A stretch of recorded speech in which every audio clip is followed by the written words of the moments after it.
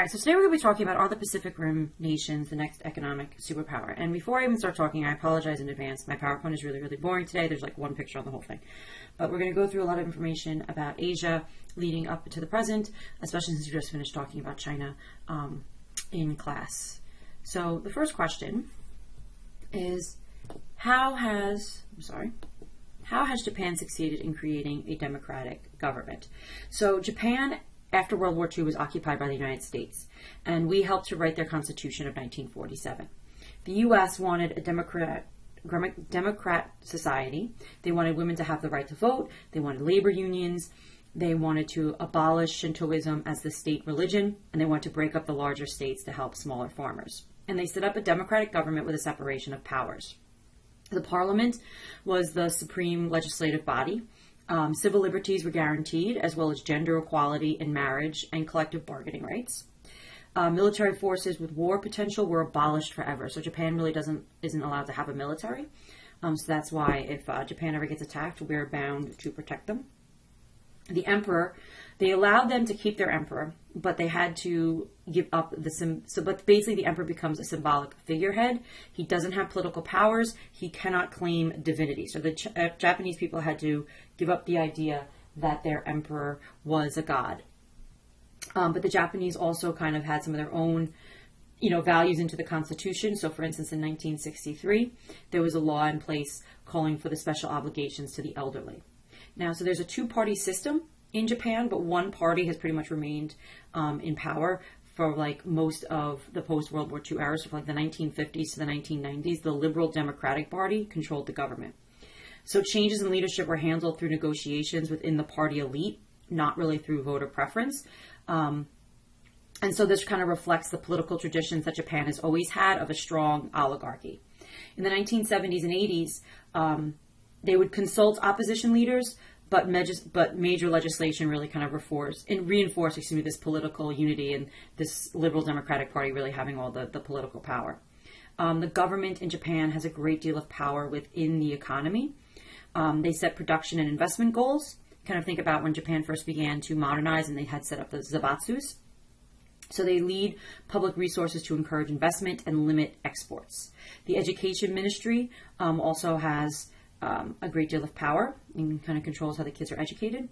And the atrocities that were committed during World War II, like the rape of Nanjing, are not taught in schools. So the Japanese people don't know some of their past. But so now the second question is, how did the Japanese society allow growth to occur? So Japan, economic growth to occur, I should say, not just this growth, economic growth. So Japan has one of the largest economies in the world today. It's the third largest economy, and it's the size of California. So how did this happen?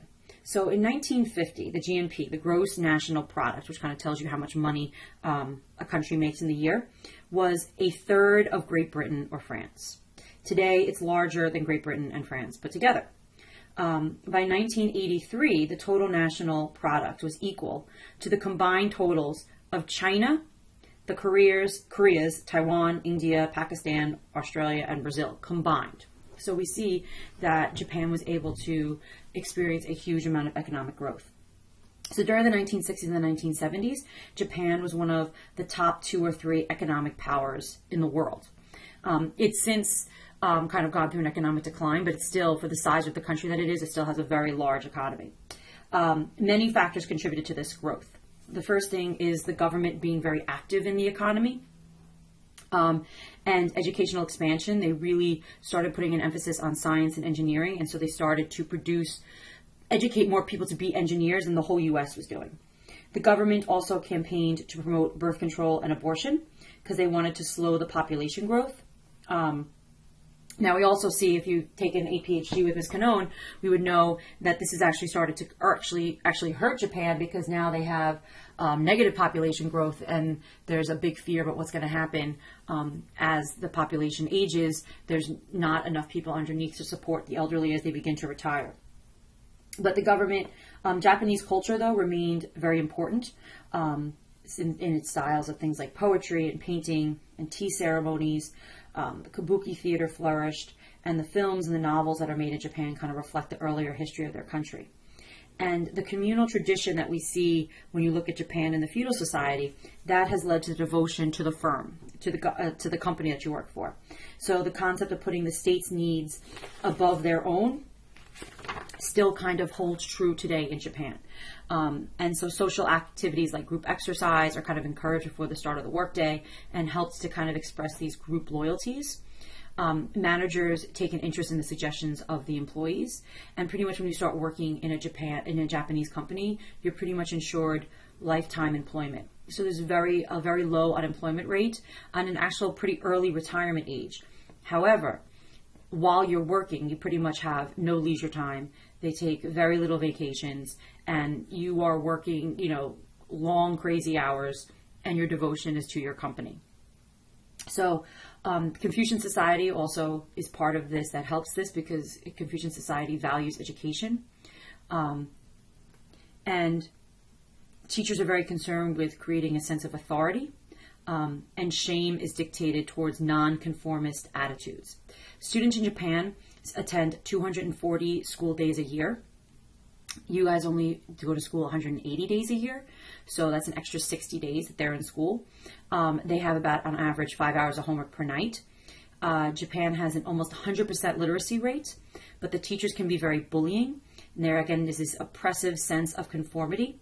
And even game shows in Japan impose elaborate dishonoring punishments on losing contestants.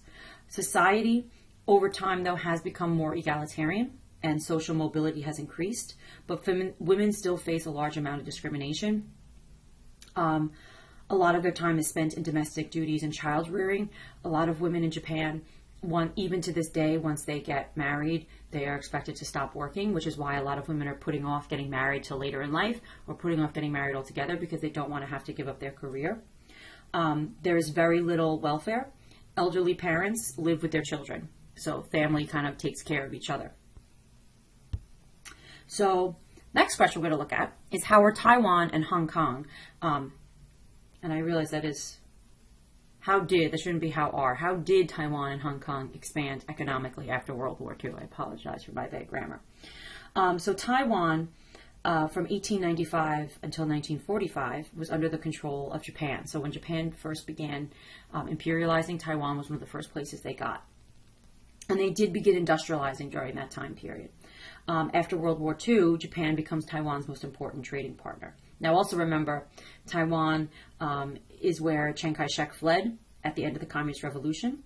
And his son of Chiang Kai-shek succeeded his father and maintained an authoritative government over Taiwan. So political diversity was not very much encouraged. They needed, now also you have within the island of Taiwan, you have the indigenous Taiwanese, and then you have the Chinese migrants. And so the indigenous Taiwanese were not really given much political rights. The Chinese migrants dominated the political and economic life on the island. And there was a lot of hostility between Taiwan, or officially known as the Republic of China, and the communist regime in China. So in 1955 and 1958, the communist government of China actually bombarded two small islands that were controlled by nationalists. And this almost became a wider conflict that almost pulled us into a war with China. China agreed to fire on the islands on alternate days, while allowing the U.S. to resupply the island. And this allowed China to maintain its national pride, and it prevented the poor people on the island from starving to death. The U.S. kind of convinced Chiang Kai-shek's son, Chiang Ching-kuo, to renounce any intentions of attacking the mainland, because the Republic of China claimed control over China, and China claimed control over the Republic of China. So they convinced the leader of Taiwan to renounce any intentions of attacking the mainland, and conflict became kind of like mutual bombardments and propaganda. China today still claims over Taiwan. The U.S. recognized the People's Republic of China in the 70s, and that kind of decreased our commitment to Taiwan. And so in 1978, we severed diplomatic ties with Taiwan, but maintained unofficial contact. So we still traded with them, we still contact with them, we just don't officially recognize them, so we're not angering China. The government in Taiwan is involved in formal economic planning, but allowed for private business, very similar to what is set up in Japan.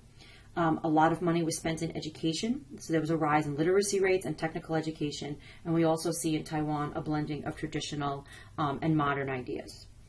Now, as far as Hong Kong was under the control of Britain until 1997. And then it reverted back to China. But it had gained increasing autonomy from direct British rule after World War II. So after World War II, between World War II and 1997, when it goes back to China, they had a lot of autonomy. Many Chinese would flee to Hong Kong to escape communism. China, when Hong Kong was reverting back to the Chinese government, the Chinese promised to maintain democratic political rights and a free market economy in Hong Kong, because Hong Kong's economy was flourishing, and why mess with something that's working well? The economy is largely based on electronics and textiles. The workforce in Hong Kong, though, works very long hours for very low wages, but it is also a center of international banking.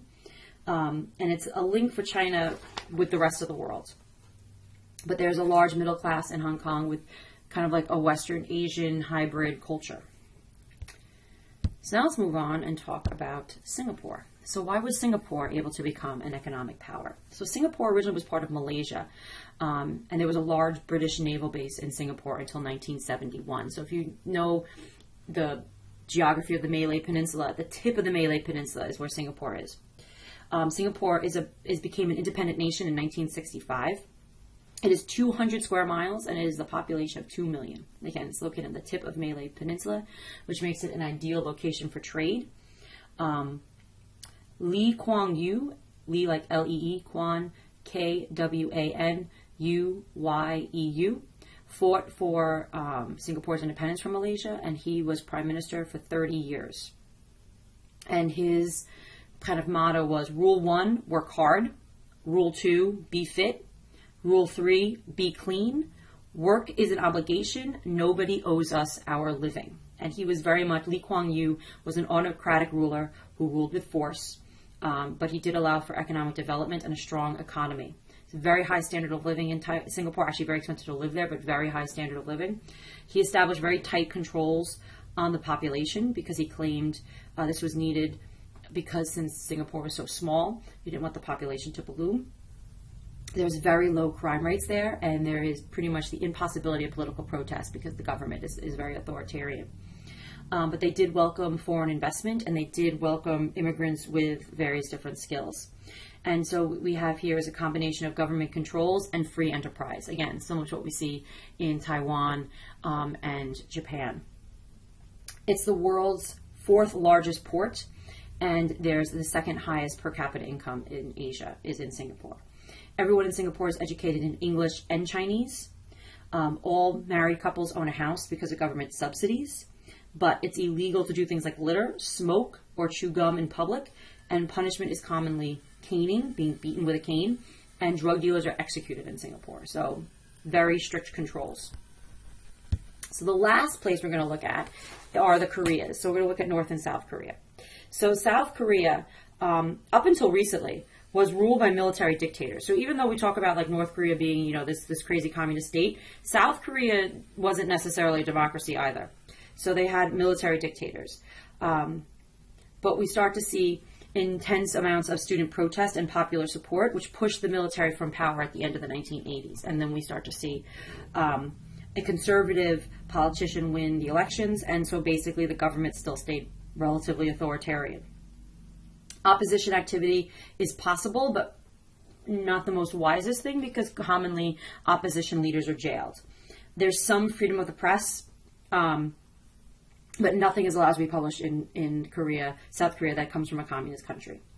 But South Korea's economy did expand rapidly because of economic aid. It had a lot of money, foreign money coming in because of the situation with North Korea, the desire to keep South Korea non-communist, so they got a lot of aid because of that. So it's very similar to the post-war Japanese government, and there was a large emphasis placed on economic growth. And so huge industrial firms were created by the government aid and entrepreneurship. So kind of like this combination, again, that we see in other parts of Asia. By the 1970s, the growth rates had matched Japan, and they were competing in producing things like cheap consumer goods, steel, and automobiles. So in the area of steel, Korea's surge in steel production was based on the fact that they were using up-to-date technology. They had a large skilled engineering sector, and they had low wages. And so that actually allowed them to beat Japan in steel production because Japan, the wages were higher. But you start to see large industrial groups like Hyundai begin to develop. Hyundai virtually controlled Korea's southeastern coast. They would build ships, including petroleum supertankers. They built thousands of housing units and sold them at low prices to their workers. They built schools, a technical college, an arena for the practice of Taekwondo. Workers would be put in to work 6 days a week with only 3 vacation days per year. And they would participate in these almost like worshipful ceremonies when a new fleet of cars were shipped off abroad. But rapid industrialization in South Korea did lead to a large population increase. So by the 1980s, you have about 40 million people living in an area the size of Indiana, and it's one of the highest population densities on Earth, about 1,000 people per square mile. As a result, a lot of Koreans left, and the government began to encourage couples to limit birth rates. And the per capita income as a result of that rose 10 times between 1950 and the 1980s. But it's still about 1/9 of Japan. There's a large separation between rich and poor in Korea. There's a huge, South Korea, there's a huge emphasis on education, though. These kids, you think there's pressure for the AP exams. When they take these various different exams, like it kind of like their whole life and future is riding on the way that they perform on these exams. Parents spend tons and tons of money on tutors. Like the whole family goes and prays before the kid takes the test. And if the kid fails, like there's been instances of kids committing suicide over how they performed on these exams. So there's a lot of pressure. In contrast, North Korea very much is still hardline communism and completely isolated from the rest of the world. So where South Korea has this rising standard of living and industrialization and more economic opportunities, North Koreans are starving to death. And so the economies are very difficult, the economy is very different, So that's why people talk about the idea of maybe one day the Koreas being reunited, but a lot of people don't know how that would actually work out, because trying to integrate these two countries that have been so different for so long, even though they're both ethnically Korean, a lot of people don't think if it will actually work. So I want you to think about, are the Pacific Rim nations the next economic superpower?